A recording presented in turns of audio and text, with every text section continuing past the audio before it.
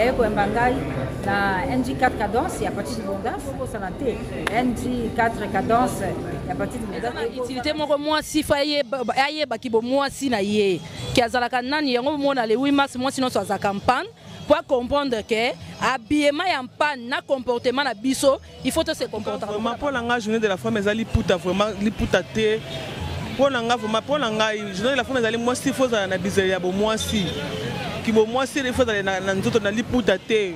La madame, si tu bats ma balle, ma jeune fille, il faut se comporter toujours bien. C'est pas rapport à la journée de la femme, il faut toujours, la femme est toujours à mon attente, on a un moment. Les dates internationales. Et ça partout, bakanga date wana ponake. Et ça la journée à maman, il y a basi, il y a bisobana, bisoba maman. Bon, ce n'est pas les pannes qui fait la femme, mais c'est la femme qui fait les pannes. Nalina lobabo et ça là qui n'a basi moko eza histoire. Ba se bata qui pour la liberté na bango. Bonjour, bonsoir, chers internautes. Bonjour, bonsoir, fidèles abonnés de la chaîne NJ4 Cadence TV. On a boss Pati Libondance, HMOPP. Vraiment, les abonnés, nos fidèles abonnés, les lots très pour la victorieuse, la maman de bébé Jarvi Matondo. Aïe, libino, nous avons vision de starter.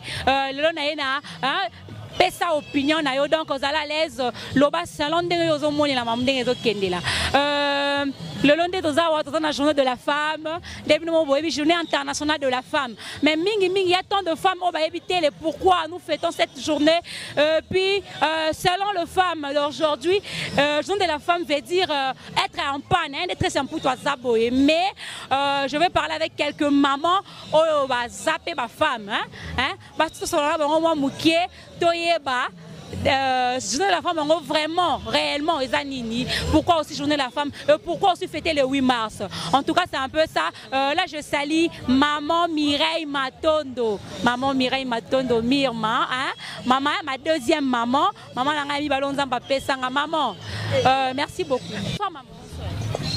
maman Boni bien habillée hein merci beaucoup bonne fête déjà merci maman excusez-moi vraiment pour le dérangement mais maman, c'est quoi l'importance il y a journée Oyo? Pourquoi nous fêtons le 8 mars?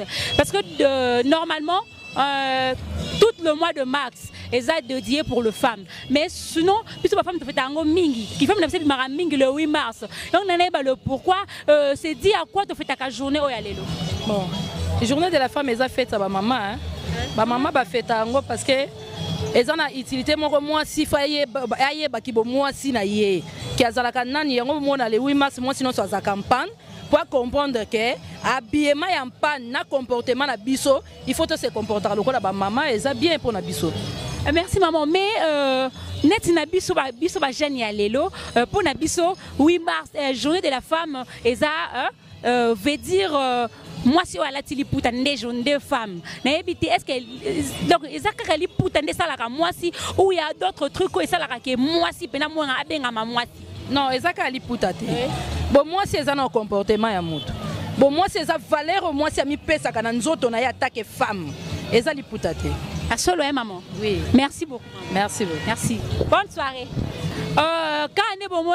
donc vraiment dans la circulation ils ont vraiment journée de la femme ils ont fête les mamans fêtent vraiment malgré la crise nako sabinoté mais la mettent en hein bon on a très simple donc to lati vraiment hein maman Cathy la fille de grâce sommet des sommets sanga melo avec aliko maman Cathy to lati mais mingi bazola tana ignorance il y a d'autres filles d'autres jeunes pour la bango journée de la femme et zakara liputa on ne sait pas est-ce qu'ils ont raison de dire ça une femme c'est la panne on ne sait pas mais la panne aussi normalement ça liputa parce que ça donne de la valeur à une femme africaine bon nango makamuna biso ba africaine to boyango te mais Pour ça, on a vu ce zamou, tout le monde a la conscience à comprendre pourquoi la femme est qui, c'est quoi l'importance de la femme dans la société. Il y a d'autres femmes, oh, bah, eh bien, et ça, la femme, moussou, bah, dans mon accord, celui pour des athées, l'autre ko bunda, t'as la cause d'habiter, bitumbe bunda, mi apona ma putain, bitumbe bunda ni mais, bah, tu as encore l'autre ma puta, bah, ça vraiment une ignorance, mais je vais encore apprendre quelques personnes pour tout ça en fait, donc à suivre. Ce jeune à l'élo, tu vas prendre importance dans côté. Pour nous, le jeune d'aujourd'hui, apparemment, journée de la femme, et ça la journée à l'ipouta, donc suppose à la journée de la femme, il faut l'ipouta. N'habitez maman, est-ce que ça vraiment bongo? Il faut une femme, c'est toujours une panne. Oh, il y a d'autres comportements. Oh, et que sera femme. Ou c'est toujours le panne. En tout cas, vraiment, pour la journée de la femme, elle a l'ipouta, vraiment l'ipouta té. Pour la journée de la femme, elle a moi si faut na bizeria bo moi si. Qui bo moi si les fois na nzoto na l'ipouta té. Osa la bisali madame surtout basa mabala, ba jeune fille, faut se comporter toujours bien, c'est pas rapport à la journée de la femme là tali pour tater, faut toujours journée de la femme elle a toujours na tango nyonso na moment so puisque ezaka ali pour tater pour bien mois de mars bana janvier faut zaka na bon mois na nzoto faut mi battre la faut la mois si moko ya mayele ko za la pena mois sa malonga. On comprend na bisali ba comportement et c'est bon. Mais là télipel c'est bon. Merci maman, mais maman biso ils appellent na ban ebele na bandaku ba maman ba ban ebele ba jeune fille ebele na ba génération na biso oyo lelo to yeba même pas importance ya journée oyo ezalaka vraiment dit à quoi ni ça là que journée oyo ezala parce que malgré moi mon bimbe ezalaka mois de la femme c'est dédié pour la femme mais ezana na journée où ils ont spécialisé pour na ba femme le 8 mars parce que journée de la femme yango le 8 mars yango et bima pourquoi et où ta wapi directement comme il fête ya ba femme ni ça là que journée oyo comme fête ya ba femme vraiment pour ngai nayebi que journée le 8 mars journée ya fête la femme internationale pour ngai émancipation de la femme tout d'abord émancipation de la femme on la yebi yango wana c'est tout. Merci beaucoup maman. Merci. Bonne soirée. Merci à vous. OK, merci. Ande kabino mo bozomona ndenge fête ezoleka vraiment kitoko.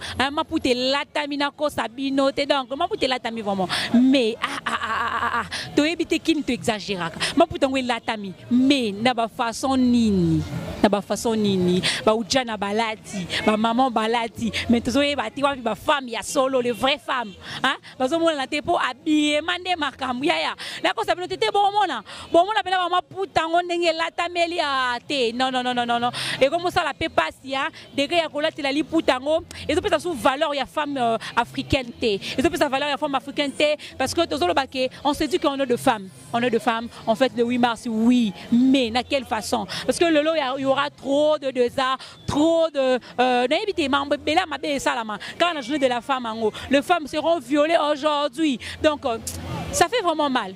Ça fait mal. Si très simple est venu chez vous comme ça pour vous parler de ça. Donc parce que tout le monde dit que ça fait mal. Ça fait mal. Mais bon, on a quelques éléments. Il y a pas puta ya ngondenge latami. Bon, mais là je profite de saluer maman Sandrine Mala. Hein, maman Sandrine Mala la douceur. Là on a pas qui dans la mingi ba maman. Hein, papa Boli Bisanga vraiment. Papa dit devant nous mon papa chéri, je t'aime bien papa, mais Boli Bisanga là on a ba maman. Là on a ba maman. Hein, maman Sandrine Mala la douceur. Moi ça mouindou avec qui tabanagu. Maman Sandrine Mbala.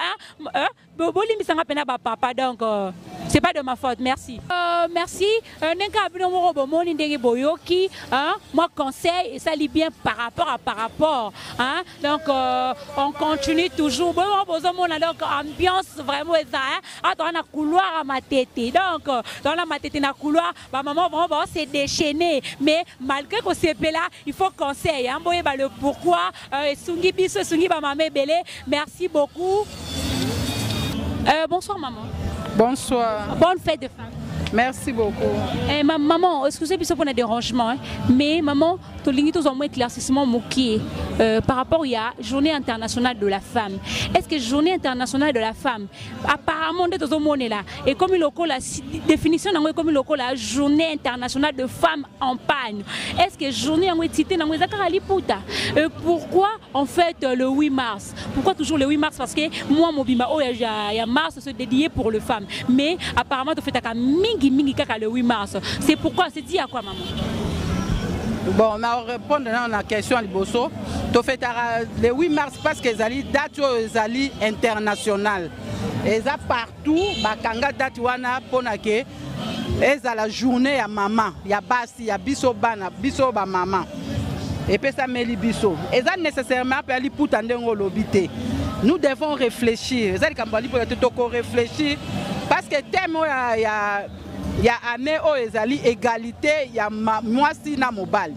Mwasi foyer ba ke aza capable non seulement ya kolata liputa mais makambo ebele na mi pesa akoka ko sala lokola mobali atika ba faiblesse na ye ya bo mwasi ya komitika ke pozwa musala esengeli azala mwasi ya mutu moko boye même soka aza marié non pas à ce niveau là to réfléchir to za l'égalité to tanga biso basi to tanga to sala kamisala ndenge mibali basala ka eza penza liputa te eza date eza reconnu na monde entier mwasi fozwa temps ko réfléchir. Merci beaucoup maman. Mais pourquoi journée en on a mars mobimba? Pourquoi pas le 8 mars? Le 8 mars apparemment le 8 mars tu as fait le 8 mars. Pourquoi? Le 8 mars parce que c'est la journée internationale. Ndé yango a décrété le 8 mars journée de la femme. Maman, s'il vous plaît, il y avait une histoire par rapport à la journée ou soit des ou il y a quelque chose où il est cas na 8 mars on a pas comme la journée internationale de la femme. Non, biso mo to tiaka yango te.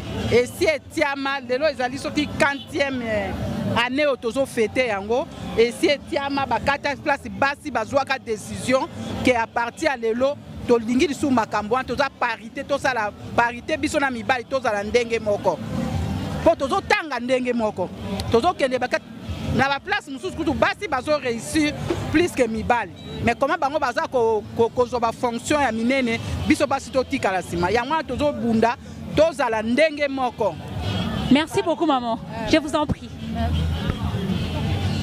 Bonsoir maman. Bonsoir. Maman limbisa biso muki hein maman. Biso bana le lot vraiment tous en moi ignorance ya mambo belé. Le lot la journée internationale de la femme le 8 mars. Mais maman, apparemment journée yango utilité nango vraiment nous les femmes toye barangote. Le lot pour na biso comme aneti journée de la femme ezaka journée à liputa. Donc pose à la femme, pose à toujours en panne. Est-ce que maman sur ça vous pouvez dire quoi? Bon, ce n'est pas les pannes qui fait la femme, mais c'est la femme qui fait les pannes. Nalina lobabo ezala ki na basi moko eza histoire. Ba se bataki pour la liberté na bango. Parce que basi à l'époque bazala ki marginalisé, bazala ki na se amibal. Alors que na katia basi bazala ki pe na ba capacité ko sala mieux que les hommes. Il y a de ces femmes là au ba se bata pour na lituana ba mususu ba nyokwama ba kanga bango ba mususu ba kufa voir même pour bazwa liberté wana ya ko s'exprimer na monde oyo yango wana ba ganyaka yango pri wana yango wana nde batia journée le 8 mars pour commémorer ba événement wana ndenge lekaki. Donc liberté à moi, c'est autonomisation. Moi, ça la libre à ça la lokola mobali, abimisa ba capacité on zamba tiana katinaye, abimisa intellect azanango, aza être moko infériorité, aza être moko aza égal na mobali. Merci maman, mais un conseil par rapport à bateau, mon je la femme faut liputa parce que ça maman ça même problème dans ma balle na bango, ce qui liputa zaté.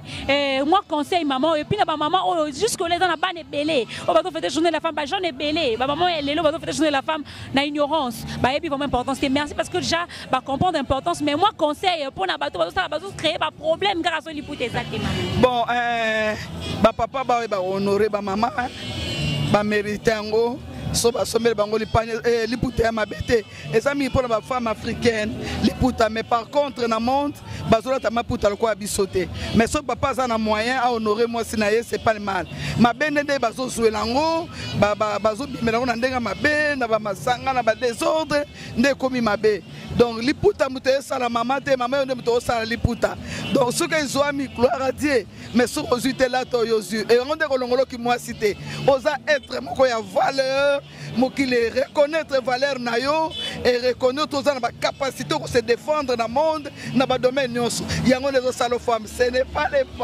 les pannes qui fait la femme mais c'est la femme qui fait le. Merci beaucoup maman.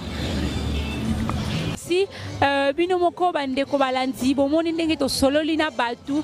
Donc la femme, l'importance de la femme, c'est pas toujours le pan, mais une femme c'est l'intelligence, une femme c'est le comportement, une femme c'est la soumission. Donc pour être femme, et puis retenez bien que année oyo, thème ezalaki égalité. Donc égalité surtout, donc égalité le but est que femme comme a teti, femme manquer papa respect, non. Égalité ça, la femme peut faire aussi ce que les hommes peuvent faire. Donc moi c'est pas comprendre valeur on est dans la société. Tout ce qui est ignorance, tout ce qui est rachana mutu na biso que l'iputande est important. Donc n'est-ce pas ça bon côté président Jerry Matondo moi si des respect politesse président Jerry Matondo. D'accord si on a encore ça raté vraiment. Merci. Là je profite de l'occasion pour faire un clin d'œil dire fête malamou, souhaiter de bonnes fêtes à ma tante chérie bébé Banyongo. Moi c'est à Poto, ma tante chérie aussi à tout le maman du monde quoi. Ma maman chérie, oh ya Botangai, maman Marlène tout là, maman Timba. Maman Timba, maman Marlène tout là aussi na pesi lisusu ba bonne fête na ma tante chérie oh pena sala qui est très important mona na mutu donc ça on a très important lelo avec ses conseils ses soutiens moralement matériellement financièrement batik vraiment vie à très serment beaucoup la très dans la maman mais da beaucoup langa bébé ba mato bébé ba mato Marie-Louise ba mato moi c'est moté maman là moté ma boboto merci maman aussi à ma tante chérie Charlotte Inonga, je vous aime bien, bonne fête à vous, à tout le monde, à mes sœurs, à ma sœur chérie personnellement, à Alicia Wato, moi c'est à Pembe, bonne fête à toi, à ma petite chérie, bébé Alistoni ou Alistoni Mpangi, ya balé kebele ya ou